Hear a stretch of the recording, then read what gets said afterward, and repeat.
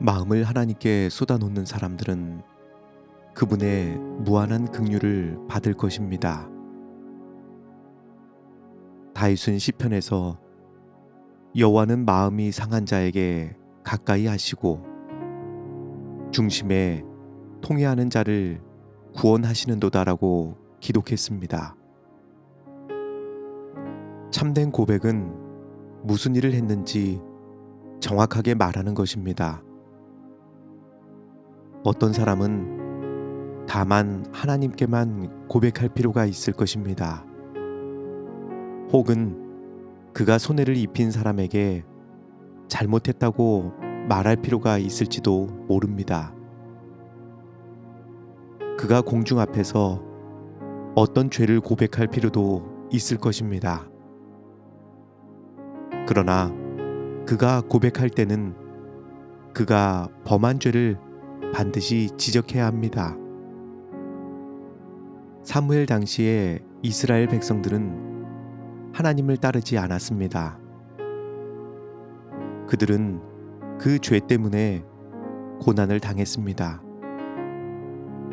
그들은 하나님을 믿는 믿음을 잊어버리고 하나님께서 그들을 인도하고 계시다는 것을 더 이상 볼 수 없게 되었습니다. 백성들은 하나님의 능력을 생각하지 않았고 그들을 돌봐주시는 그분을 신뢰하지 않았습니다.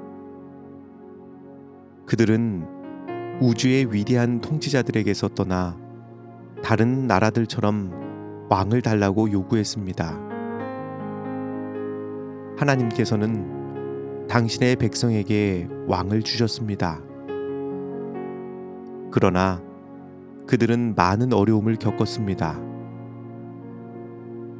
그들이 하나님과 화목하기 전에 그들은 우리로 죽지 않게 하소서, 우리가 우리의 모든 죄에 왕을 구하는 악을 더하였나이다고 고백하였습니다. 그들은 그들의 고난의 요인이 된 바로 그 죄를 고백하지 않으면 안 되었습니다. 그들은 하나님의 인도하심에 대하여 그분께 감사하지 않았습니다. 그래서 그들은 하나님께로부터 끊어졌습니다. 하나님께서는 우리가 회개하고 우리의 죄를 버리기 전에는 우리의 고백을 받아주실 수 없습니다. 우리는 생애에서 결정적 변화를 이루어야 합니다. 우리는 진정으로 죄를 슬퍼하게 되면 하나님을 기쁘시게 하지 못하는 모든 것을 버리게 될 것입니다. 우리 측에서 반드시 해야 될 일이 우리 앞에 분명히 제시되어 있습니다. 너희는 스스로 씻으며 스스로 깨끗게 하여 내 목전에서 너희 악업을 버리며 악행을 그치고 선행을 배우며 공의를 구하며 학대받는 자를 도와주며 고아를 위하여 신원하며 과부를 위하여 변호하라. 다시는 죄악을 짓지 아니하면 그가 정령 살고 죽지 않을지라. 바울은 사람이 어떻게 회개할 것인지 우리에게 알려줍니다.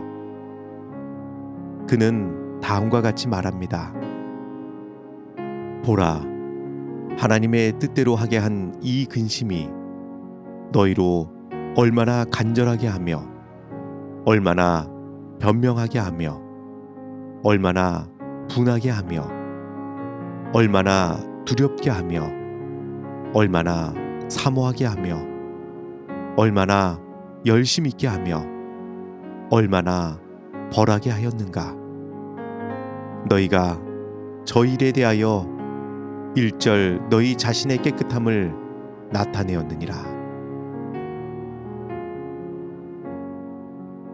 하늘에 계신 아버지 하나님, 오늘 이 아침에 주님 앞에 다시 나옵니다.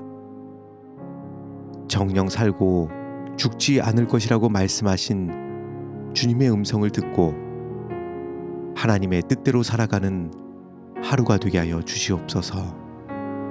예수님 이름으로 기도합니다. 아멘.